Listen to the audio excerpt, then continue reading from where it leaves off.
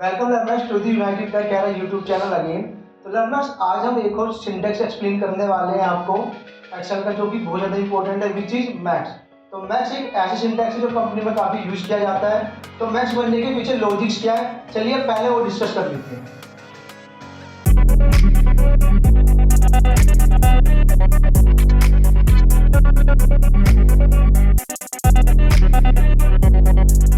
तो दोस्तों देखो हुआ क्या कि एक्सेल ने एक सिंटेक्स बनाया जिसका नाम क्या रखा गया, मैक्सिमम। अब गोरों ने क्या करा, गोरों ने करा कि भैया अगर कोई बड़े वर्ड में से कोई छोटा वर्ड निकलेगा तो वो उन्हें अपनी प्रोफेशनल लाइफ में भी यूज कर लेते हैं। फॉर एग्जाम्पल उन्होंने बोला कि देखो भैया हमारा जो कीवर्ड है ना वो मैक्सिमम नहीं होगा, वो क्या होगा, मैक्स। और आप खुद बताइए जब भी आप लोग मैक्स बोलते होंगे ना तो आपको ये फील होता होगा कि मैं मैक्सिमम की बात कर रहा हूँ। इवन मैं भी आपसे पूछूं कि लाइक अभी आप किसी स्कूल में और मैंने मुझे कि आप क्या है ना मैक्सिमम नंबर की सब्जेक्ट में है या मैक्स नंबर की सब्जेक्ट में है, तो आप खुद बताओगे कि देखो भैया मेरे जो मैक्सिमम नंबर आए ना, जो मैक्स नंबर आए वो किस में है, इंग्लिश में है, जो कि क्या हमारा 60 है। क्लियर है दोस्तों। तो होगा क्या कि जो हमारा कीवर्ड बनेगा वो हमारा बनेगा कौन, क्या, मैक्स। और ये क्या रिटर्न करेगा, ये रिटर्न करेगा maximum value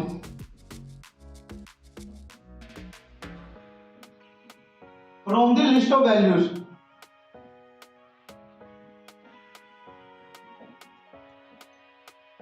from the list of values. आप मुझे खुद बताइए कि ये सिंटैक्स है ना कंपनी पर्पस से कितना इंपॉर्टेंट हो सकता है। हर एक कंपनी को ये पता करना होगा ना अपनी कंपनी में कि आज मैंने मैक्सिमम सेल कितने की तो ये सिंटैक्स लगेगा, कल मैंने मैक्सिमम सेल कितने की थी ये सिंटैक्स लगेगा। इवन अगर कंपनी को ये जानना होगा कि मेरा इस महीने मैक्सिमम प्रॉफिट या इस साल मैक्सिमम प्रॉफिट कितना हुआ तो वो भी किससे पता लगाएगी कंपनी, मैक्स सिंटैक्स से ही पता लगाएगी, मैक्स कीवर्ड से ही पता लगाएगी। तो ये होगा कीवर्ड का पॉइंट ऑफ व्यू। तो चलिए अब इसका जो प्रॉपर सिंटैक्स है ना वो देख लेते हैं वो क्या बोलता है। तो दोस्तों चलिए सिंटैक्स देख लेते हैं अब हम मैक्स का क्या होता है। तो आपको पता है कि भैया मैक्स लिखा पहले हमने, देन ब्रैकेट ओपन किया, और मैं फिर से बोलूंगा प्रैक्टिकल लाइफ में प्लीज आप ब्रैकेट ओपन मत कीजिएगा, टैब प्रेस कीजिएगा, वो टोटली प्रोफेशनल वे से यूज करने का। देन नंबर 1 लिखा, देन सेपरेटर और कॉमन नंबर 2 लिखा, देन 3 डोर्स।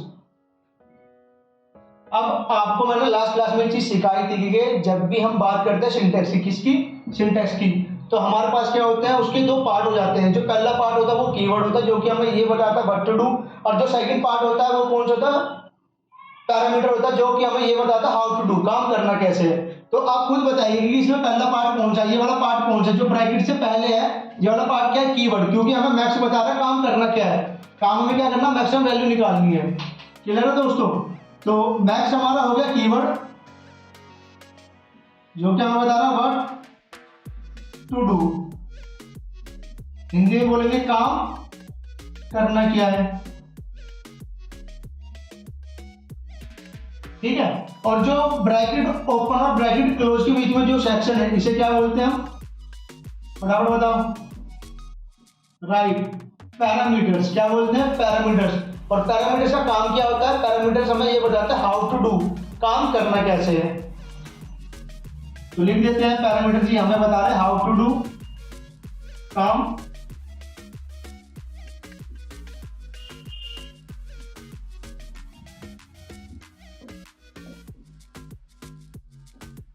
काम करना कैसे है। तो ध्यान से देखिए अब आप सिंटैक्स के हर बार दो पार्ट होंगे। पहला पार्ट कौन सा हो गया, कीवर्ड, जो कि हमें बताया था व्हाट टू डू। तो हमारे केस में कीवर्ड क्या है, मैक्स, जो कि अब क्या बता रहा है, भैया मैं मैक्सिमम वैल्यू आपको रिटर्न करूंगा from the list of values, right. Second part क्या होता है, वो पैरामीटर्स होते हैं। पैरामीटर क्या होता है, हाउ टू डू, काम करना कैसे है। तो मतलब ये वाला सेक्शन हमारे लिए बहुत ज्यादा इंपॉर्टेंट है जब भी प्रैक्टिकल का हम काम करते हैं। मैं एग्जांपल लेके आता हूं कि VLOOKUP।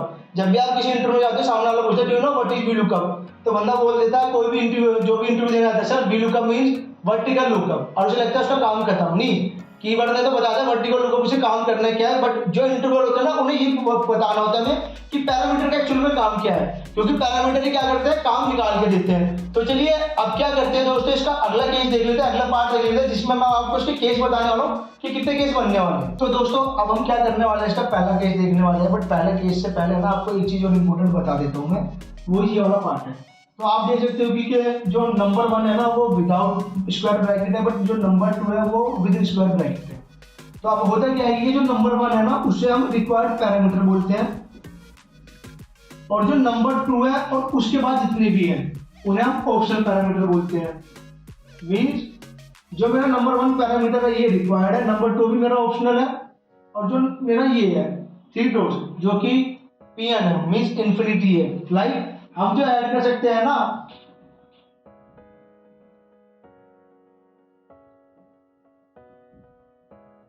ये जो नंबर लिखा है 17, 17, 98, 69, 184, ये हमारे सेल्स होते हैं सिंगल वर्कशीट में। इन सेल्स को हम ऐड कर सकते हैं और इन सेल को प्रेजेंट करने के लिए रेफरेंस के लिए वो Pn का यूज कर लेते हैं।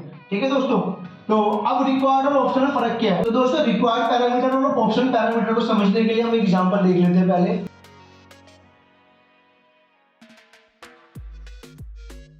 देखिए ये एक एम्प्टी स्पेस है और अगर मैं इससे पूछूं कि इसकी मैक्सिमम वैल्यू कितनी है तो आप लोग नहीं बता पाओगे। कुछ अच्छे बच्चे होंगे जो बोलेंगे सर 0 आएगा, हमें तो इसलिए आया है जहाँ कोई वैल्यू ना दी गई है उसे क्या बोलते हो 0 बोलते हो। नहीं दोस्तों, एक्सेल है ना, इस वाले कोई नहीं चलता। एक्सेल कहता है अगर आपको 0 वैल्यू भी चाहिए तो आप क्या लिखो, वहां पर 0 लिख दो। बात समझ आ गई? तो एक्सेल क्या बोलता है, एक्सेल ये बोलता है कि भैया जैसे आप लोगों को है ना एक वैल्यू चाहिए होती है रिक्वायर्ड किसी आउटपुट को निकालने के लिए, वैसे मुझे भी चाहिए होती है। अगर मैं आप बच्चों से पूछूं कि क्या बताओ कितना आउटपुट आएगा इसका, तो आप बताओगे सर मैक्सिमम है 0 दिया तो 0 ही आएगा। बट अगर मैं बिठा के अब आप लोगों से पूछूंगा आप कितना आएगा तो बता पाओगे? पॉसिबल ही नहीं है, क्योंकि एक ब्लैंक स्पेस में आप क्या मानोगे, कुछ भी मान सकते हो। तो एक्सेल वही कहता है कि अगर आपको कोई भी मैक्सिमम वैल्यू चाहिए तो एक वैल्यू दे दो। फॉर एग्जाम्पल मैंने 60 दे दिया तो वो इसके लिए रिक्वायर्ड वैल्यू हो गई। और अगर मैं कोई 10, 20 बाद में कोई और वैल्यू होती ये देता तो ये क्या हो जाती, ऑप्शनल हो जाती। तो देखो वो सिंपल सा कॉन्सेप्ट है ये, और मैं हर बार बोलता हूँ कि किसी भी टेक्निकल चीज को सीखने के लिए जरूरी नहीं आपको टेक्निकल बंदे ही बनना है। आप बहुत अपनी इजी लैंग्वेज में चीज को सीख लो, फिर टेक्निकल चीजें अपना आप बहुत इजी लगने लग जाते हैं, आप खुद एक टेक्निकल बंदे हो जाते हो। तो आप मुझे बताओ कि अगर मैं ये वैल्यू ना दूँ, सिर्फ एक वैल्यू दे दूँ तो आप बता नहीं पाओगे कि ये मैक्सिमम कितना है। अगर मैं पूछूं 60 का मैक्सिमम कितना है तो क्या बोलोगे सर 60 का मैक्सिमम 60 आएगा। और मैं ये पूछूंगी 60 का सम कितना आएगा तो भी आप लोग बता दोगे कितना आएगा 60 आएगा। और अगर मिनिमम पूछूंगा तो भी आप लोग बता दोगे कितना आएगा, जी मिनिमम ही आएगा कितना 60। तो बाकी ये अदर वैल्यू की होगी इसके लिए ऑप्शनल हो गई। लो ना लो से कोई फर्क नहीं पड़ता है, जैसे आप लोगों को भी नहीं पड़ रहा है। तो होपफुली आप लोगों को समझ में आ गया होगा। तो चलिए अब केस 1 की तरफ हम बढ़ लेते हैं और देखते हैं। तो दोस्तों जो पहला केस है वो उस केस का नाम है रिक्वायर्ड। समझ गए होंगे कि सर मींस एक वैल्यू देनी मैंडेटरी, एक्सेल को आप बोलना चाहते हो। लाइक जैसे हमें भी क्या थी, एक वैल्यू देनी मैंडेटरी थी। तो मैंने क्या करा, मैंने जानबूझ के हिंदी ले लिया। मैंने कहा मुझे बताओ मैक्सिमम नंबर हिंदी के कितना है, तो आप मुझे खुद बताइए कितने आए होंगे। तो कुछ इस टाइप से होगा मैक्स 40। जब मैंने दिया ही कितना है 40 दिया है, हालांकि इसमें ये सबसे छोटी वैल्यू है बट मैंने यहाँ से मैक्सिमम वाले सिंटेक्स में डाल दिया है। तो कितना आउटपुट आएगा फटाफट बताओ। एक रिक्वायर्ड वैल्यू दी है तो आउटपुट भी कितना आएगा, सिर्फ वही वैल्यू आएगी जो कि हम इस टाइम पे हमारी क्या है 40 है। क्लियर है दोस्तों, ये चीज क्लियर हो गई होगी। तो अब इसका केस 2 देख लेते हैं जो कि बहुत ज्यादा इंपॉर्टेंट है। केस 2 देखो मैंने क्या करा, मैंने मैक्स लिखा, ब्रैकेट ओपन ब्रैकेट क्लोज कर दिया। मैंने कहा देखो भैया बात ऐसी है, अब मुझे ये बताओ इसमें मैक्सिमम कितना है। तो आप इसे रेफर करो उस वाले एग्जांपल से, क्योंकि ये क्या है ब्लैंक स्पेस है। तो भाई ब्लैंक स्पेस का आपको सम बता सकते हो, मैक्स बता सकते हो, पॉसिबल है? पॉसिबल ही नहीं है। तो आप तो बोलते हो सर पॉसिबल नहीं है, एक्सेल ऐसे नहीं बोलेगा। एक्सेल कहता है भैया देखो बात ऐसी है, अगर एक पैरामीटर रिक्वायर्ड है और आप मुझे वो भी नहीं दोगे तो मैं आपको क्या दूंगा, एरर। राइट, एक्सेल आपको एरर देगा। क्लियर हुआ? तो सेकंड जो केस है ना, इसका नाम भी हमारा एरर ही है, इसमें भी आपको कोई डाउट नहीं होगा। तो अब दोस्तों जो लास्ट केस आने वाला है ना, केस 3, ये काफी इंपॉर्टेंट है और प्रैक्टिकल लाइफ में इसी को यूज किया जाता है। तो आप बोल सकते हो कि सर प्रैक्टिकल लाइफ में जब हम केस 3 को यूज करेंगे तो आपने ये दोनों सिखाए क्यों? तो ये सिखाने का रीजन इसलिए था बिकॉज है ना आप इस तरह की मिस्टेक कर सकते हो। अगर आप नहीं करोगे, चलो मान लेंगे आपने हमसे पढ़ा, आप नहीं करोगे तो कोई ना कोई आपका। तो दोस्तों हम केस 3 को अलग से एक्सप्लेन करने वाले हैं बिकॉज यही केस है जो हमारी प्रैक्टिकल लाइफ में काम आने वाला है। तो देखो काम कैसे आएगा, असाइन मैक्स। अब मुझे तीनों वैल्यू लेनी है, मुझे भाई निकालना तो इन तीनों में से ही है ना मैक्सिमम। तो पहले मैं क्या लूंगा, इंग्लिश, फिर मैं क्या लूंगा फटाफट बताओ, बोलोगे सर फिर हिंदी लेंगे। राइट, क्या लेंगे, हिंदी। अब एक गलती कर दी हमने, देखो मिस्टेक क्या करी हमने। अब एक्सेल को कैसे पता चलेगा ये अलग वैल्यू है ये अलग वैल्यू है, भाई मैंने तो दोनों साथ में लिख दिया। अगर मैं ये लिख दूं मैथ, अब मैंने मैथ भी लिख दिया, ब्रैकेट क्लोज कर दिया। अब एक्सेल को पता क्या चलेगा कि हिंदी क्या है, सॉरी इंग्लिश क्या है, हिंदी क्या है, मैथ कौन सी वैल्यू है, एक्सेल को पता नहीं चलेगा। तो एक्सेल कहता है भाई जब भी आप है ना दो वैल्यू को अलग करना चाहते हो ना, तो प्लीज आप एक चीज को यूज कर लो जिससे बोला जाता है सेपरेटर। क्या बोला जाता है? सेपरेटर, जो डिवाइड करता है दो वैल्यू को। फॉर एग्जाम्पल के लिए यूनाइटेड टैग कहने का मैंने नाम लिखा आपके सामने। अब मुझे बता दो इसमें कितने वर्ड हैं, तो फटाफट बता देंगे सर। देखो यूनाइटेड एक है, टैग 2 है और एरा 3 है। अब मैं पूछूं कैसे पता, तो काफी बच्चे बोलेंगे सर देखो बात ऐसी है कि ये स्पेस है। मैंने कहा भाई स्पेस में ऐसा क्या काम कर देंगे आप इसे 3 अलग अलग वर्ड मान लो, तो फिर सोच में पड़ जाओगे। तो स्पेस भी हमारे लिए क्या है? सेपरेटर है। क्लियर हो गया? डेट को भी सेपरेट करने के लिए उसके खुद के सिंबल होते हैं। जैसे आज की डेट कितनी है, कुछ भी लिख देते हैं। मैं लिख दिया 2 Feb 23, ये मैंने डेट लिख दी है। तो आपको पता है कि सर जो पहला वाला है वो डे है, सेकंड वाला जो है वो मंथ है, और जो थर्ड वाला है वो ईयर है। मैंने कैसे पता कि सर डिवाइड हो रहा है ना, तो ये जो स्लैश है ना ये हमारे क्या है? सेपरेटर है। समझ आ गया? तो कोमा भी हमारे लिए क्या है? इसमें सेपरेटर है, जो ये बताते हैं कि अगर आप एक से ज्यादा वैल्यू देना चाहते हो तो क्या लगा लो? कोमा लगा लो, सेपरेटर लगा लो। तो मैं हर बार क्लास में क्या करने वाला हूँ? कोमा नहीं बोलने वाला, मैं सेपरेटर बोलने वाला हूँ, ताकि आपको पता चले कि हम दो वैल्यू को अलग कर रहे हैं और उससे ज्यादा वैल्यू को भी क्या कर रहे हैं? अलग अलग करे जा रहे हैं। ठीक है दोस्तों?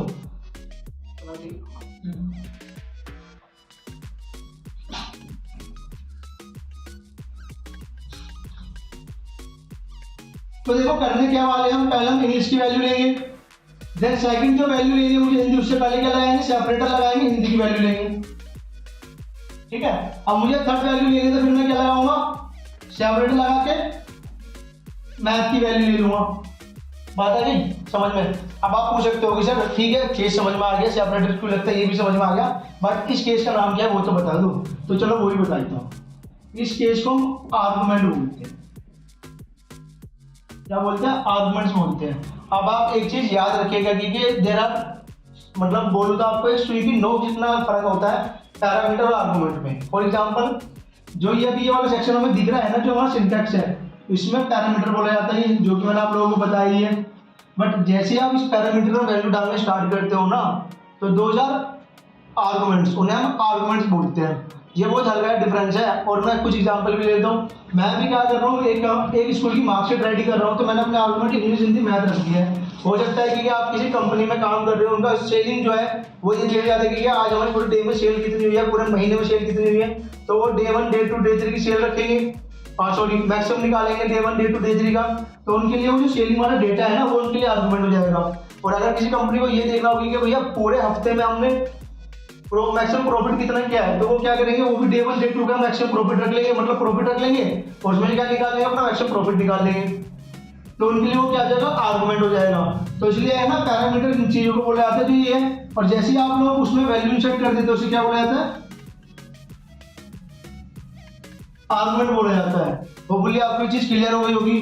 तो देखते हैं, थोड़े से आगे कर लेते हैं। मैक्स, देन लिखा 60 40 देन 50।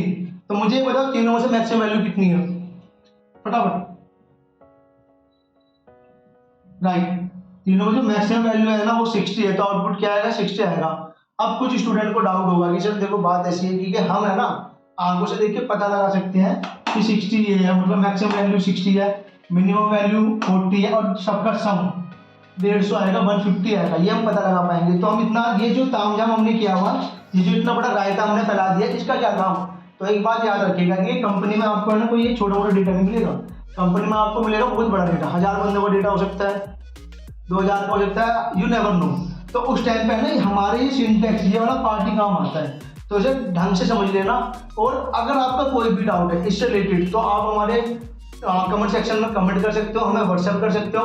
और अगर आप लोग इसे और अच्छे से पढ़ना चाहते हो तो हमने अपनी वेबसाइट में अच्छे से ब्लॉग बना के डाले हुए हैं। यही नहीं, इससे भी काफ़ी अलग अलग ब्लॉग्स हैं कि रेज्यूमे कैसे क्रिएट किया जाए, बेस्ट वेबसाइट कौन कौन से रेज्यूमे की, टैली को कैसे पढ़ना है, आप वहाँ जाके इजीली पढ़ सकते हो। तो दोस्तों अगर आपको हमारी वीडियो पसंद आए तो प्लीज़ लाइक कीजिए, शेयर कीजिए, सब्सक्राइब कीजिए। और आज के लिए थैंक यू सो मच।